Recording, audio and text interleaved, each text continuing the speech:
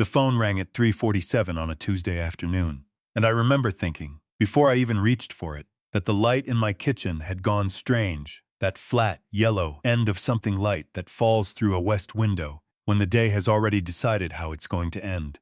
I picked up, I smiled. 35 years old, my son, and still my heart did the small, foolish leap it had done since he was 5, and would come running up the driveway with a scraped knee and a story. "Hey, Dad." His voice was flat as a countertop. "Just calling to let you know we moved to Florida last week. Forgot to mention it."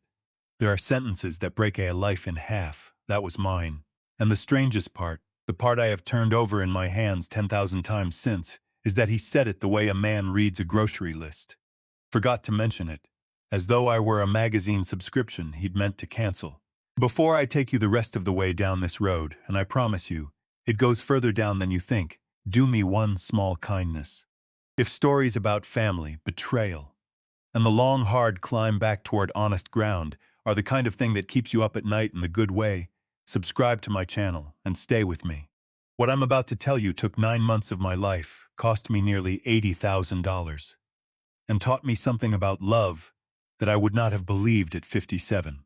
Stay to the end. The lesson is at the bottom, where the lessons always are. I gripped the phone tighter. My coffee cup came half an inch off the counter and stopped there, forgotten. "You what? Florida? When did this happen?" "Danielle got a job opportunity down in Sarasota. Good one. We had to move fast, you know how it is. Sold the place, packed it up. The kids are adjusting fine." I stood so fast my chair barked against the linoleum.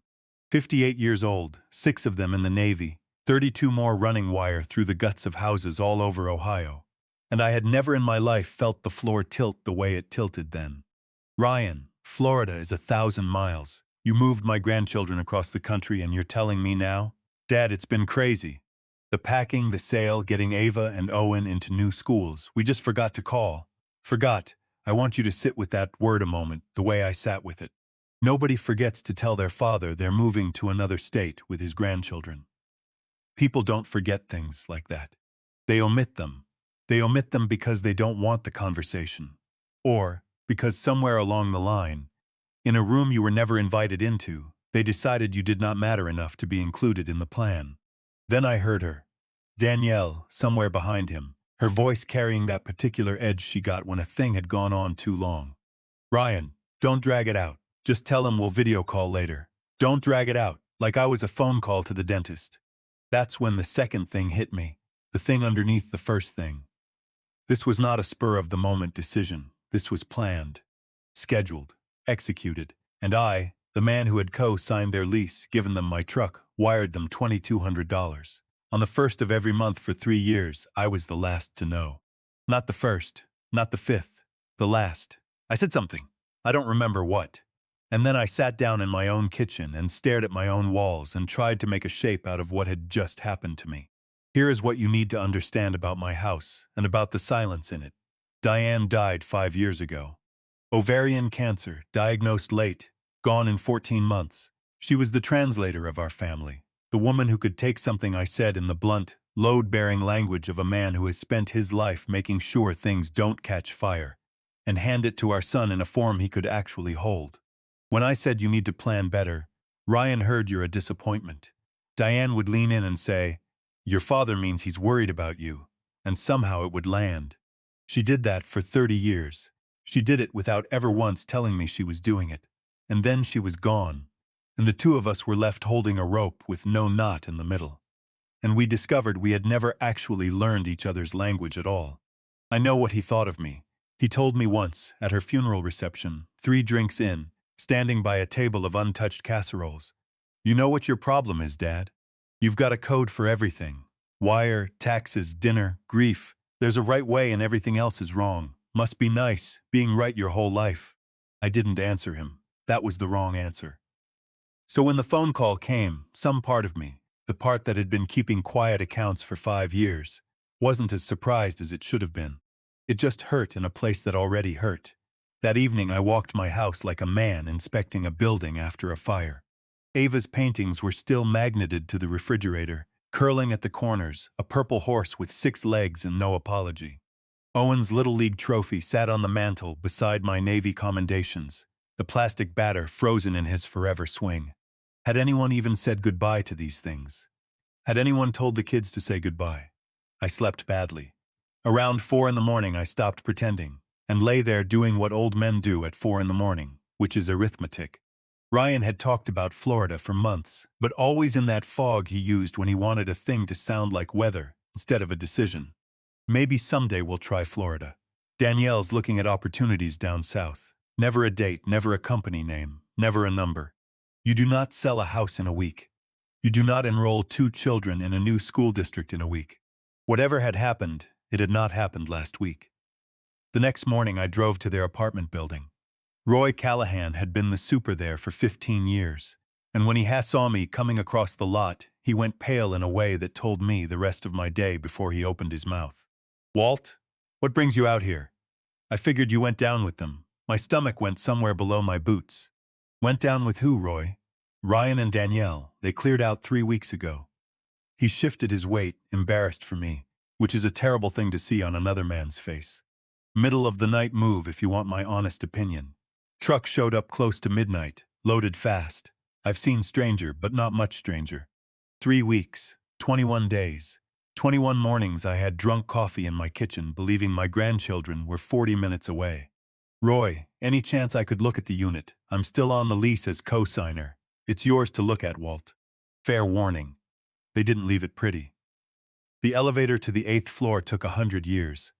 When Roy turned the key and pushed the door open, I stepped into the aftermath of something that was not a move. It was an evacuation. Cleaning supplies abandoned mid-job on the counter. Half-packed boxes slumped in corners like men who'd sat down and never got up. Long gray scars on the walls where furniture had been dragged out by people who no longer cared what they broke on the way through. People who move take their time with the walls. People who flee do not. But it was the back bedroom that stopped my heart. Ryan had used the back bedroom as a makeshift office. Now it held a heap of leavings, old magazines, a broken frame, a drift of unpaid bills like fallen leaves. And on top of that pile, sitting in a dusty photo frame, as though it had been set there on purpose, by someone in a hurry who couldn't decide whether it was worth keeping, was my Navy Challenge coin. I want to explain what that coin is, because if you have never held one, you will think it's a souvenir. It isn't. It's the physical weight of 6 years of your life, handed to you by a man who watched you earn it. Mine had lived on my dresser for 3 decades. I had not known it was gone. I picked up the frame. The photographs inside weren't family. They were screenshots, a web page, a handsome office, a glass desk. And there in the center of that display, lit like a museum piece, photographed like a relic, was my coin. On the back of one printout, in my son's handwriting, the same hand that had once written Dad on a Father's Day card in green crayon, was a line that made my hands begin to shake. Bennett Electrical Group. Father and son. Established 1985. Father and son. I got my contractor's license in 1985, fresh out of the Navy, 25 years old with Diane pregnant and a truck that started on the 3rd try. Ryan was 2 years old in 1985. 2. He was learning to say truck. I opened the folder underneath and the room tilted. Business cards, letterhead, contract proposals, all of it bearing Bennett Electrical Group and listing 2 principals, Ryan Bennett and Walter Bennett. Reference letters from satisfied customers I had never met, praising work I had never done. And at the bottom of every single page, in that small, dignified type that men use when they want you to trust them, a footer. Veteran owned and operated since 1985. My service, my license. 32 years of not cutting corners in other people's walls, of going back on a Saturday for free because something in a junction box had bothered me all week. All of it rendered down into marketing copy for a company I had never heard of. I sat down on a milk crate, the only furniture left in the room, and made myself go through the papers slowly, the way you go through a panel when you already know you're going to find something bad. Invoice templates, equipment rental agreements, bids on commercial projects, and the numbers 45,000, 55, 1 for 65. These were not weekend jobs. This was commercial work. The kind that requires real credentials, real insurance, real experience, and real inspection. Because the kind of work that gets done in the ceilings of buildings where other people's children sleep is the kind of work that kills them, if it's done by a man who is guessing. And according to every page in that folder, the licensed professional supervising all of it was me. I sat on that crate for a long time. Long enough that Roy knocked once on the doorframe and then kindly went away. I was not thinking about fraud yet. I was thinking about a thing Diane said once, near the end when the morphine made her honest. She said, "Walter, our boy wants to be somebody so badly that he'll settle for the costume." I hadn't known what she meant. I was starting to. I drove home with that folder riding in the passenger seat like a man I was afraid of. My garage has been my sanctuary for 30 years. Pegboard walls, every tool in its painted outline. The bench where I taught a 14-year-old boy how to strip a wire without nicking the copper. Feel it, don't force it. The wire tells you when. He'd been good at it, too. That's the part nobody believes when I tell this story. He had good hands. I spread his forgeries across that same bench, and the betrayal arrived in my body like a hard fall. The wind knocked clean out of a man who was already braced. Then I called Gerald Pruitt. Gerald had handled Diane's estate. He is 71, wears reading glasses on a chain like an old woman, and has the mind of a scalpel. And he answered on the second ring at 8:10 at night. "Walter, what's wrong?" Not what's up. Gerald doesn't waste words either. It's why we get along. I need you to look at something. Tomorrow morning, it's about Ryan. How bad? Fraud bad, maybe criminal bad. A pause. I'll be there at 9. He was there at 8:50. He laid everything out on my kitchen table, put on those glasses, and went through it page by page, without saying a word for 11 minutes. I know it was 11 because I watched the clock on the stove and counted, the way you count in a waiting room. Then he took the glasses off. "Walter, this isn't family drama. If he's represented himself as your partner, if he's used your license number to secure contracts, if he's used your service record as a sales instrument, that's not a lapse in judgment. That's a pattern of fraud with a marketing budget." He tapped one page. "Let me make calls." While Gerald worked his phone in my living room, I opened my laptop and typed the 4 words I'd been avoiding since the milk crate. Bennett Electrical Group, Sarasota. It came right up. Of course it did. It was beautiful. That's what nobody warns you about, how professional a lie can look when someone has taken the trouble. Photographs of clean conduit runs, testimonials with names and headshots, a contact form, a little green padlock in the address bar telling me the site was secure, and an About Us page that made me want to put my fist through the screen. There was my coin, photographed on a glass desk in a room I have never stood in.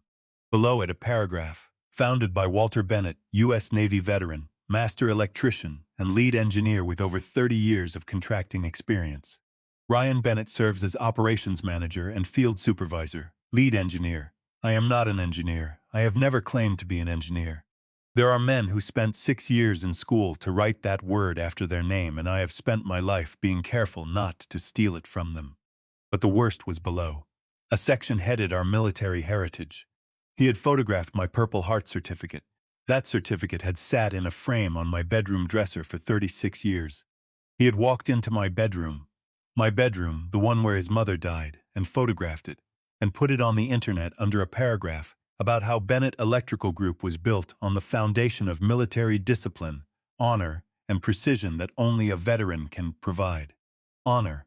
He typed the word honor underneath a photograph of a certificate he stole from a dead woman's husband's dresser. I sat there and I did not cry, and I want to be honest with you about why. It wasn't strength. It was that I could not find the bottom of the thing yet, and a man does not weep in the middle of a fall. He waits until he knows how far. I called Frank Delgado. Frank and I did our 6 years together and have called each other on birthdays for 32 years since. He works for the State Contractor Licensing Board in Ohio now, which means that when I described what I'd found, he did not react like a friend. He reacted like a man who has seen what happens in a building when the wire is wrong. "Walt, stop. Listen to me." His voice had gone somewhere I hadn't heard it go since we were young. "This isn't an ethics problem. If he's doing commercial work with nobody licensed actually looking at it, this is a body count waiting to happen. A bad neutral in a strip mall. A panel that isn't bonded. Somebody's kid. I know. You don't know yet because you're still thinking about him. File, Florida and Ohio, both today. Fraudulent use of contractor credentials, misrepresentation of partnership, unauthorized use of a license number. I'll walk you through the paperwork myself. I'll do it by noon. Frank Walt, a long breath on the other end. I'm sorry it's your boy. File anyway." Gerald came back into the kitchen with his phone still in his hand and a look I did not like. It's registered, he said. Bennett Electrical Group is a real entity, filed with the Florida Secretary of State. You're listed as a silent partner. Your license number is on the formation documents. I never signed anything. There's more. He sat down, which frightened me more than anything he'd said. Gerald does not sit down for good news. He applied for and received a business equipment loan. $15,000 from Gulfstream Regional Credit Union in Sarasota. You're the guarantor, approved on your credit history. Gerald, I have never seen that document in my life. I believe you. That's the problem. He looked at me over the glasses. Whoever did this had your social security number, your license number, your service dates, your date of birth, your mother's maiden name, probably. Walter, either someone stole all of that from you or... And then I stopped him, because I had already gotten there, and I would rather have said it myself than have an old friend say it to me. Or I handed it to him, over 10 years, because I had. God help me, I had. Dad, what's your SSN again? The school form needs a cosigner. Dad, what year did you get your license? I'm bragging about you to a guy. Dad, sign here, it's just the insurance thing. Dad, what were your service dates? Ava's got a project about veterans. Ava's got a project about veterans. He had used my granddaughter as a shovel to dig up my service record. For years I had thought those questions were a son taking an interest in his father. Every one of them was a man taking inventory. He had not stolen my identity in a night. He had collected it the way you collect a set, patiently, affectionately, over a decade at Sunday dinners, while I passed him the potatoes and felt good about being asked. That is the part I still cannot fully put down. Not the money, not even the coin. The fact that every warm moment I could remember from 10 years might have been a man checking something off a list, and I would never now be able to tell which ones were real. That afternoon I drove to my bank. Monica Reyes, the account manager, is maybe 30 and has the kind of face that cannot lie for you. She pulled up my records, and her expression did something small and wrong. Mr. Bennett, I see a business equipment loan with Gulfstream Regional. Did you want to discuss payment options? I don't have a loan with Gulfstream Regional. She looked at her screen again, and I watched her decide, in real time, that this was going to be one of those days. Sir, according to your credit file, you personally guaranteed a $15,000 equipment loan for Bennett Electrical Group of Sarasota, Florida. It was approved 6 weeks ago. 6 weeks. Right about the time Florida stopped being weather in my son's mouth and started being a plan. She printed everything. There it was. Ryan's signature as primary borrower, and beneath it, on the guarantor line, my name, and a signature that looked so much like mine that I sat in that chair and for one horrible half-second doubted my own memory. That's what it does to you. That's the real theft. He didn't just take my name. For half a second in a bank chair, he took my certainty about myself. Ma'am, I said, I never signed this. Monica's face closed into something professional and kind. Sir, I'm going to walk you to our fraud department right now. Howard Ellis, the bank's fraud investigator, was a man in his 40s with the gray, unshockable calm of someone who has spent 20 years watching families do this to each other. He examined the loan documents for a long time under a lamp. Mr. Bennett, these signatures are excellent, and I don't mean forged well. I mean whoever produced these had multiple authentic samples of your hand, studied them and practiced. He set the page down. This wasn't done in a panic. This was rehearsed. It was my son. Ellis nodded, and there was no surprise in it at all, and that absence was its own small grief. Familial fraud is the most common kind we see and the least reported, because the victim has to choose. He capped his pen. The good news is we can flag the account and open an investigation. The bad news is you'll have to prove a negative, that you didn't authorize something, and that means law enforcement, affidavits, handwriting analysis, and months. And it means saying his name out loud on the record, more times than you want to. How many months? Realistically, this won't move in days. Federal financial fraud is a slow machine, but it's a thorough one. It doesn't get tired, and it doesn't forgive because it's Christmas. Then he said the thing I carried home. Mr. Bennett, in my experience, people who do this once at this scale have done it before at a smaller one. Nobody's first forgery is that good. If I were you, I'd look backward. I looked backward. It took Gerald 11 days and a subpoena to a dealership in Columbus, but there it was. 2 years earlier, Ryan had financed a car, $28,000, using my information as a co-signer I had never agreed to be. He had made every payment on time. He had paid it off early, at a loss to himself, 4 months before I would ever have seen it on a credit report. Do you understand what that meant? It meant he hadn't done it out of desperation. It meant he had done it, and gotten away with it, and cleaned up after himself. And then, having learned that my name worked and that I would never notice, he had gone back to the well for something bigger. The car was the rehearsal. I was the instrument. And I had spent those 2 years mailing him $2,200 a month and feeling like a good father.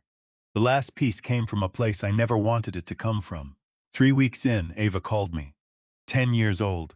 She'd used her mother's phone in the bathroom of a motel with the fan running so nobody would hear. And she was whispering and she was crying. And my granddaughter said, "Grandpa, am I in trouble?" "No, sweetheart, never." "Why?"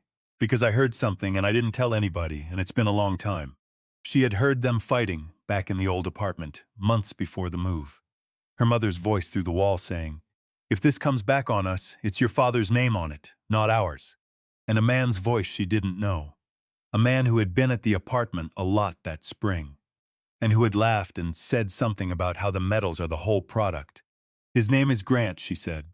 "Grandpa, I didn't tell, was scared. Is Daddy going to jail because I didn't tell?" I had to put the phone against my chest for a second, so a 10-year-old would not hear what came out of me. "Ava, listen to Grandpa. Nothing that grown-ups did is yours to carry, not 1 ounce of it. You were scared, and you were right to be scared, and you have done nothing wrong. Do you hear me? Nothing." "Okay," she said, in the smallest voice I have ever heard. "Grant Falco. It took Gerald 2 days. 44 years old, Sarasota, 2 prior convictions for deceptive business practices, a trail of dissolved LLCs behind him like shed skins. He specialized in what the complaints called credential arbitrage, finding men with real licenses and real reputations and real service records, and finding the relatives of those men, and explaining to those relatives how much that reputation was worth if you only had the nerve to spend it. He had not created my son's greed. Let me be very clear about that, because I have had a year to be fair and I intend to be. Grant Falco did not make Ryan do anything, but he had found a 35-year-old man who believed the world owed him a shortcut, and his father owed him a legacy, and he had handed that man a shovel and told him where his own family was buried. The costume, Diane had said. He'll settle for the costume. Somebody had sold him one. The night before I filed, I did not sleep. My kitchen table looked like a war room. Gerald had organized everything into stacks with the ruthless neatness of a man who has watched juries get confused. Fraudulent formation documents, forged loan papers, screenshots of a website, photographs of my decorations being sold like a brand.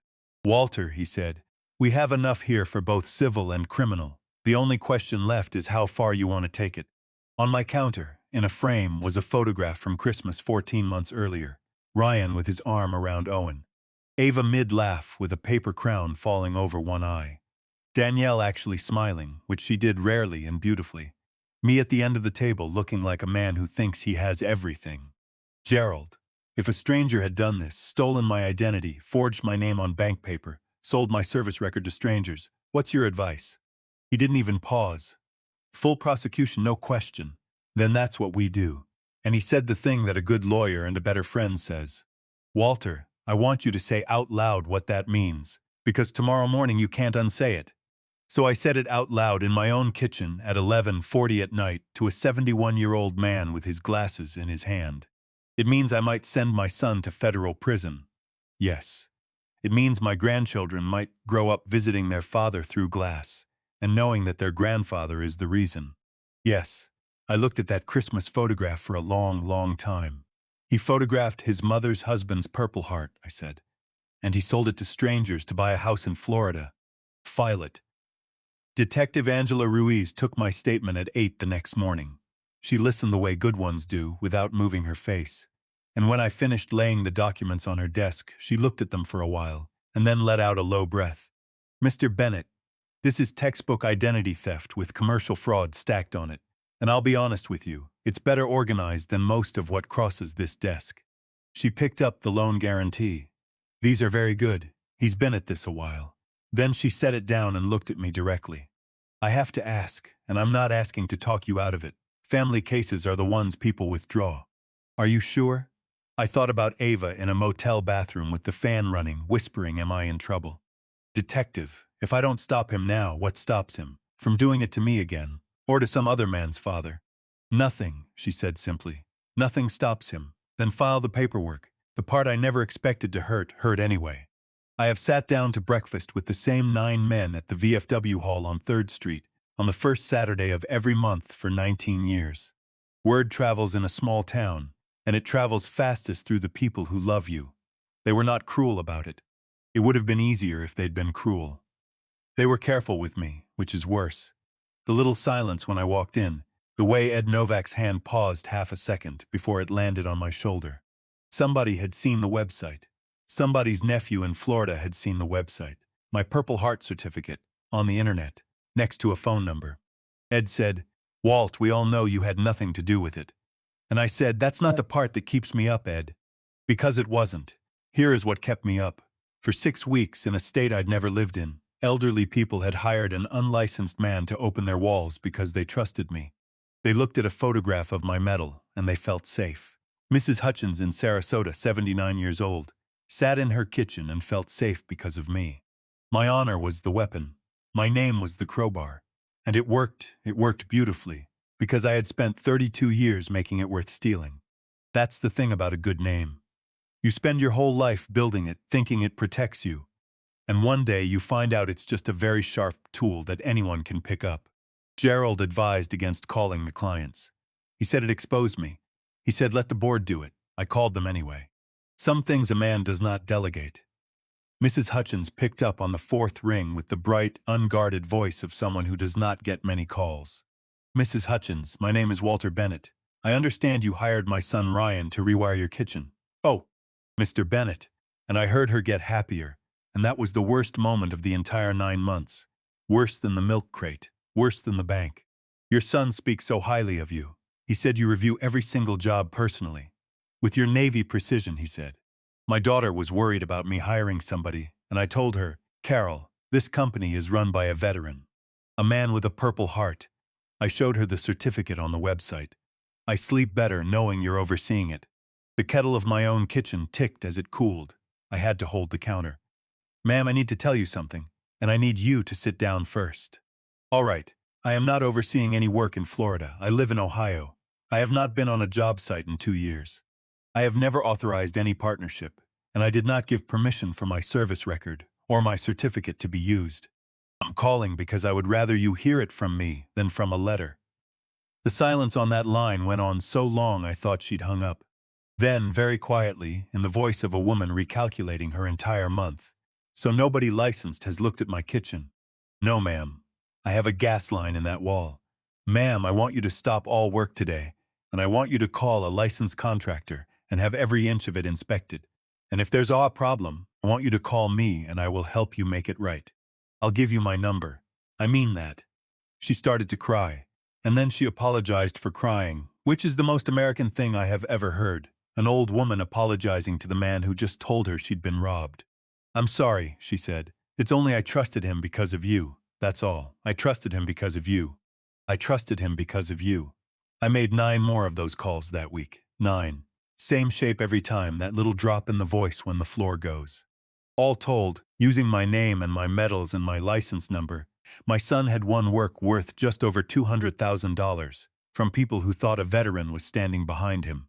Then slowly, and it was slow, Ellis had been right. It took the better part of 2 months. Not 2 days, the machine did what the machine does.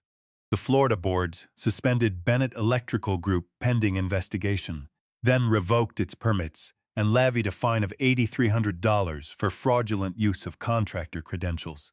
They mailed formal notice to every client on the register, informing them the work had not been lawfully supervised. Gulfstream Regional called the equipment loan the moment the fraud flag posted. The equipment went back on a truck. Clients demanded refunds. The landlord of that glass desk office in Sarasota, the room where my coin had sat under a light like a trophy, terminated the lease for misrepresentation and kept the deposit.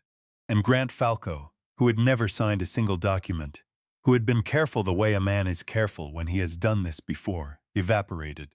He is somewhere right now, in some other town, having coffee with some other man's son, explaining what his father's name is worth.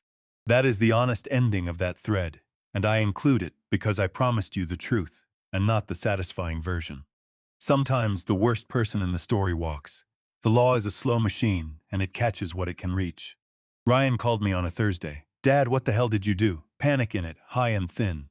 "They shut it down. The bank called the loan. Mrs. Hutchins's daughter is threatening to sue us." I told the truth, Ryan. "You destroyed us." I told 9 elderly people that the man opening their walls was not supervised by a licensed electrician. That's all I did. If the truth destroyed it, then it was never a business. It was a con with a website. I was building something for our family. And his voice cracked, and God help me, I heard the 14-year-old at my bench. "I was going to bring you down as a real partner once we got established. I was going to tell you, by stealing my name, by forging me onto a banknote, by photographing your mother's husband's Purple Heart and putting it on the internet so strangers would open their doors to you. I didn't steal anything. I used your name. I was going to pay you." "With what, son?" And that was the first time my voice broke. "You don't have a license. You cannot legally touch commercial work. Every contract you signed was void the day you signed it. There was no business. There was never a business. There was only my name, and you spent it." Silence. Then behind him, Danielle, "This is insane. He's ruining us over paperwork." Paperwork. Mrs. Hutchins's gas line was paperwork. "You have 48 hours to contact every client and arrange refunds and to surrender the equipment. If you don't, Gerald files Monday." "Dad, please, we can't afford refunds. We spent it on the move, the deposits, everything. Come down here. Let's work it out as a family." "You made these choices without me," I said. "You'll carry them without me too." I hung up. Then I called my bank and stopped the automatic transfer. $2,200 a month, 36 months. $79,200, given freely by a man who thought he was helping his family stand up, and used every dollar of it to fund the machine that was eating him. Love without eyes is not love. It's fuel. I had been fuel for 3 years. On a Monday in the second month, Gerald and I sat across from Special Agent Claire Donovan of the FBI's Financial Crimes Division. She was younger than I expected and quieter than I expected, and she had read every page. "Mr. Bennett, your son's conduct crosses state lines and touches federally insured banking. We're prepared to file wire fraud, aggravated identity theft, and bank fraud. Aggravated identity theft carries a mandatory consecutive term.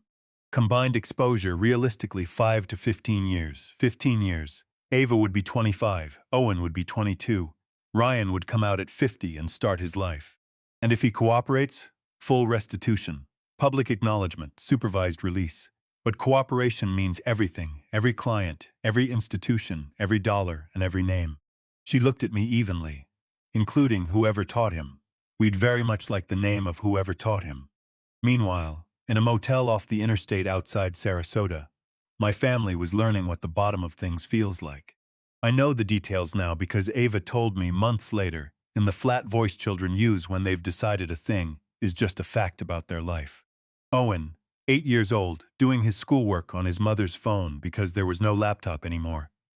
Sitting on the floor of a bathroom because that was the only room with a door, and his parents were fighting in the other one. Ava keeping a list in a notebook of the names of the schools she'd been in. She was on her 4th. And not telling anyone at any of them anything about herself. Because what was the point? A girl at the Sarasota school had asked her why she was wearing the same jacket every day, and Ava had said her other one was in the wash. And had said it every day for 3 weeks, and had never told her mother, because her mother had enough. 10 years old, and she was already managing the adults. That's what I want you to hold on to out of all of this. Not the fraud, not the medals. A 10-year-old girl in a bathroom with the fan on, deciding not to add to her mother's burden. The lies grown people tell to make themselves big. Children pay for those in a currency they didn't earn and can't refuse. They came home on a Wednesday evening in the 3rd month. I was in my garage putting my tools back in their painted outlines when I heard the car doors. Through the window, I watched them come up the walk. Ryan, walking like a man on his way to something he cannot get out of. Danielle, arms crossed, jaw set. Angry the way people are angry when the alternative is falling apart in a driveway. And behind them my grandchildren, small and gray-faced and tired in a way children should never be tired. Ava saw me and ran. She hit me at the waist so hard she nearly took me down, and she held on with both fists in my shirt. Grandpa, Florida was scary. It was loud all the time and Mom and Dad were always fighting and I didn't like it there. Owen came slower and stopped a few feet away and did not hug me and just said, "Are we in trouble?" "No," I said. "You're not in trouble, come here." He came. I stood there in my driveway in the last of the light holding two exhausted children, and I felt my whole resolve turn to water in my chest. And this is the moment I want to be honest about, because it's the moment everything could have gone the other way. I wanted to forgive him. Standing right there with Ava's fists in my shirt, I wanted to say it's over. Come inside, we'll figure it out. I wanted it the way you want water. That is what love feels like when it's about to make its worst decision. It doesn't feel like weakness, it feels like mercy. Ryan came toward the garage slowly. "Dad, we need to talk. This has gone far enough. We lost everything. Do you understand what you've done to us? We lost everything." And that right there saved me. Because he did not say, "I'm sorry." He did not say, "What did I do to Mrs. Hutchins?" He said, "What have you done to us?" 9 weeks into the wreckage of his own crime, my son still believed he was the one it had happened to. I reached over to my bench and picked up the folder Gerald had prepared. "Everything," I said. "Let's talk about everything.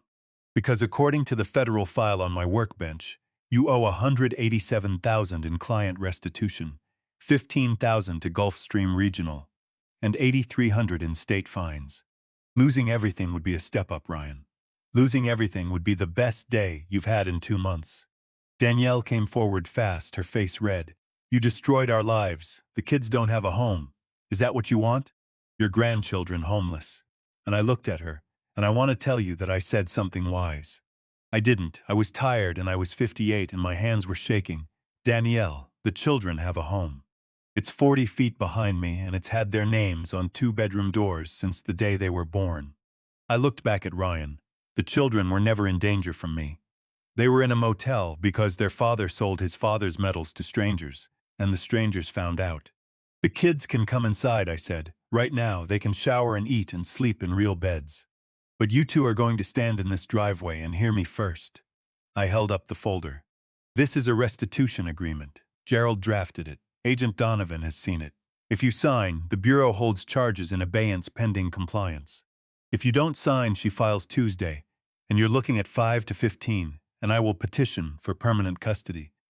And I will win, because I have a house and a pension and a clean record, and you have a motel receipt and a federal indictment." Ryan's hands shook so badly he dropped the first page. "Dad, we can't pay back $200,000. We don't have anything left. Then you'll work for it. Not pay it. Work for it. Every honest dollar you earn goes to restitution until it's done. And if it takes 20 years, it takes 20 years. And that is not a punishment, Ryan. That is just what it costs. That's just the bill. You ate $200,000 of other people's trust. This is the check." The terms were not gentle. Gerald doesn't do gentle. Both of them in lawful employment within 30 days, and maintained. A handwritten apology, handwritten, no vague language, to every single client naming exactly what he had done and exactly what he had lied about. 200 hours of community service. Financial responsibility counseling. Quarterly financial audits, to be certain no new scheme was growing in the dark. Full and complete cooperation with Agent Donovan, including everything he knew about Grant Falco. And the children with me during school weeks, with their parents on weekends, until 6 consecutive months of documented lawful income proved a stable home. "You're taking our kids," Danielle said, and her voice broke on it. And for the first time in 3 years I saw something in her face that was not calculation. It was fear, real fear. She loved them. She was terrible at it, and she loved them, and both of those things were true at once. "I'm not taking them," I said, and I made my voice as gentle as I had it in me to make it. "I'm holding them. There's a difference, and in 6 months I'll prove it to you. Show me 6 months of honest work, and we'll talk about them coming home." "That's not a threat, Danielle. That's a door. I'm leaving it open on purpose. And if we don't sign?" Ryan asked, barely a whisper. "Then I'll visit you," I said, "for 15 years. Every month, because you're my son and I'm not going to stop being your father, just because you stopped being worth it. But I will not lie for you, and I will not pay for you, and I will not let those 2 children grow up thinking that what you did is what men do." It took him 3 days. He signed on my kitchen table with the same pen Gerald had used for Diane's estate, and when he set it down, he put his head in his hands and did not make a sound for a very long time. And I stood at my own sink with my back to my own son and let him do it alone. Because there are things a man has to carry all the way to the ground by himself before he can put them down. Gerald filed it with the court, binding, enforceable, and then the actual work started, and the actual work is not dramatic at all. Ryan started at Coastal Ridge Electrical Contractors as a first-year apprentice at $15 an hour, under a master electrician named Sal, who did not know or care who his father was and made him carry other men's conduit for 6 weeks before he was allowed to touch a strip of wire. $15 an hour. A man who 3 months earlier had been bidding $65,000 commercial jobs on a website with a glass desk on it. Danielle got hired as a pharmacy tech. They took a 2-bedroom in a working-class block with a parking lot instead of a pool, and it was clean, and it was safe, and it was nothing at all like the thing they had gone to Florida to buy. The children moved into my house on school weeks. Ava's paintings went back up on the refrigerator. Owen's trophy went back on the mantel. Every Sunday we had dinner, and Ryan brought his pay stubs and his timesheets and laid them on my table like a boy bringing home a report card. And Danielle brought receipts for the restitution payments. 800, 1,000, once 1,400 in a good month, against a debt of $210,000. Do that math I have. At their rate, it is not a debt. It is a sentence they will be serving when I am dead. I want to be honest with you about that, because I've watched a lot of stories like this one, and they all end with the money getting paid back, and everybody hugging. Ours doesn't. The Hutchins family got 12 cents on the dollar and a handwritten letter. That's what my son could actually give them. 12 cents in the truth.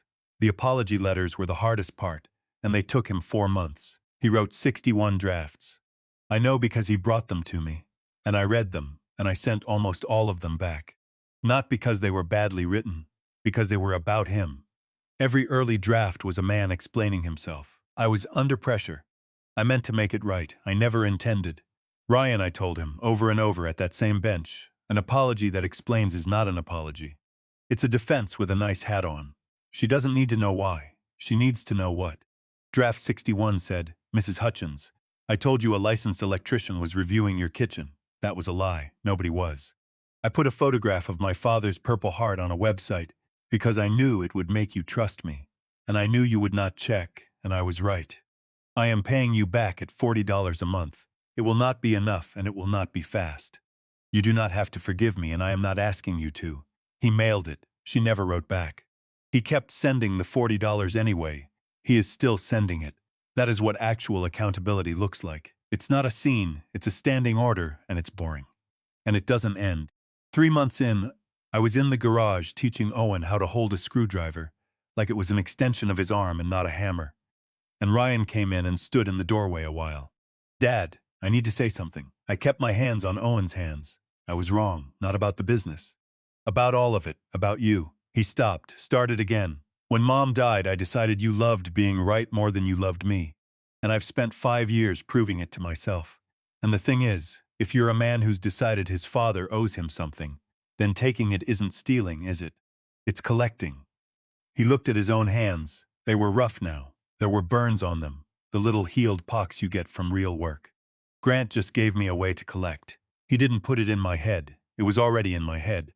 It's been in my head since the funeral. I looked at my son, and for the first time in 5 years I saw him instead of a costume. Apology accepted, I said. He blinked. That's it. That was the easy part. I turned back to the bench. Trust is different. Trust isn't a thing you accept, it's a thing you observe. Over years, I accept your apology today. I'll trust you in about 4. He laughed, once wet and surprised. That's fair. It's not fair, I said. It's just true. Come here. You're teaching him. Show him the strip. And that was the moment, if there was one. Because I watched my 35-year-old son kneel on the concrete next to his 8-year-old boy and take a piece of 12 gauge and say, in my exact voice, in the exact words I had said to him at that exact bench 21 years earlier. Feel it. Don't force it. The wire tells you when. He'd had it the whole time. All those years he'd been telling himself I'd given him nothing but rules. He'd had it in his hands the whole time. And he'd gone to Florida to buy a fake version of a thing he already owned. 9 months later, Ryan tested out of his first year and moved to second-year apprentice. Not a journeyman. That's 4 years and 2,000 hours away. And he will get there when he gets there. on the same schedule as every other man, with no father's name to shortcut it. Danielle made lead tech and started night courses in business administration. Legitimately this time, which is a sentence I never thought I would have to specify about my own family. They're still in the two-bedroom, they're still paying.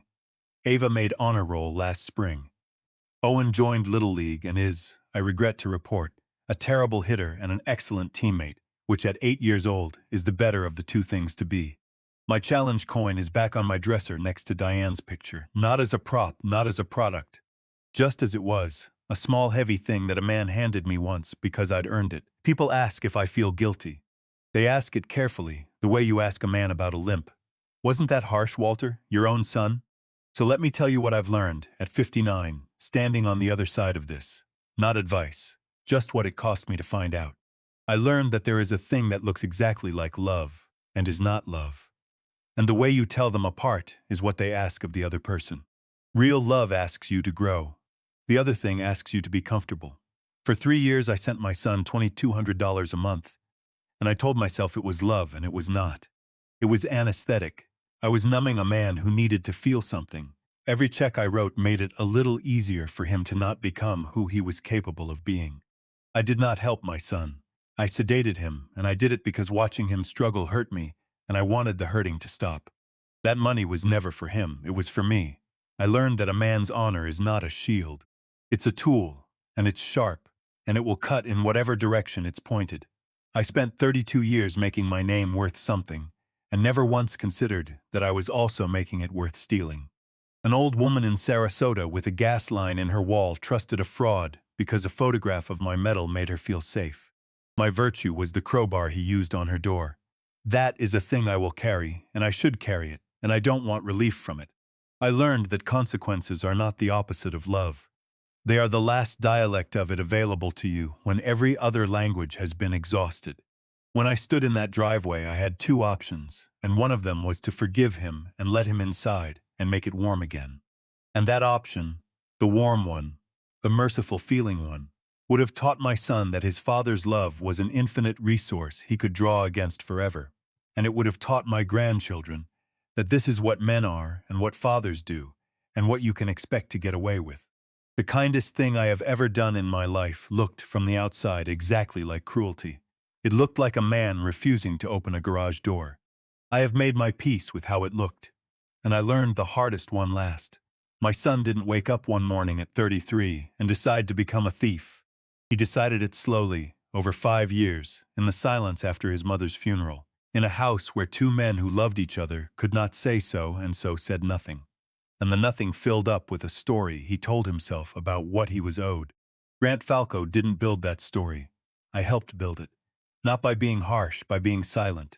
By letting Diane translate for 30 years and never learning the language myself. By assuming that a man who provides has communicated. He hadn't. I hadn't. I gave my son a code for everything, and I never once told him in plain words that I was proud of him. He went looking for a father's legacy on a website because he'd never been handed one at a kitchen table. That doesn't excuse a single thing he did. Not one. He was a grown man and he chose it, and he is paying for it at $40 a month to a woman who will never forgive him. Explanation is not absolution. That's the whole lesson of the 61 drafts. But if you're a father listening to this, and there's a silence in your house that you've been calling peace, go break it. Today, say the plain thing out loud. I'm proud of you. I was wrong. I love you, and I don't know how to say it, and I'm saying it badly. Say it badly. Badly counts. It costs you 4 seconds, and it might cost your family nothing. Or it might cost them everything, and you will never know which one you bought. And if you're a son or a daughter, and you've been keeping a ledger on a parent who did their best in a language you couldn't read, put it down. Not for them. It's heavy, and you're the only one carrying it, and they're going to die someday, and the ledger will still be in your hands. Respect isn't in the blood, it's not automatic, and it's not owed. It's built on a Tuesday in a garage with your actual hands, out of 1,000 small honest acts nobody claps for. That's all a legacy is. Not what I give my grandchildren, what I teach them to build when I'm not there. If any of this landed somewhere real for you, subscribe to my channel and stay with me. I tell these the long way because the long way is the only way any of it makes sense.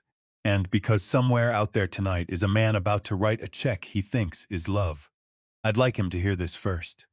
They forgot to tell me they were moving. I made sure they'd never forget what came after. This is my story, and I wrote it myself, at my own table, in my own words, over a lot of evenings and a lot of drafts, the way I'd want my son to write a letter. Names and identifying details have been changed to protect the people in it, including the ones who don't deserve protecting and are getting it anyway, because their children didn't do anything wrong. Nothing here was assembled by a machine. Every hesitation you heard is mine. Thank you for listening to a man's whole story before deciding what you thought of him. That's a rarer courtesy than it used to be.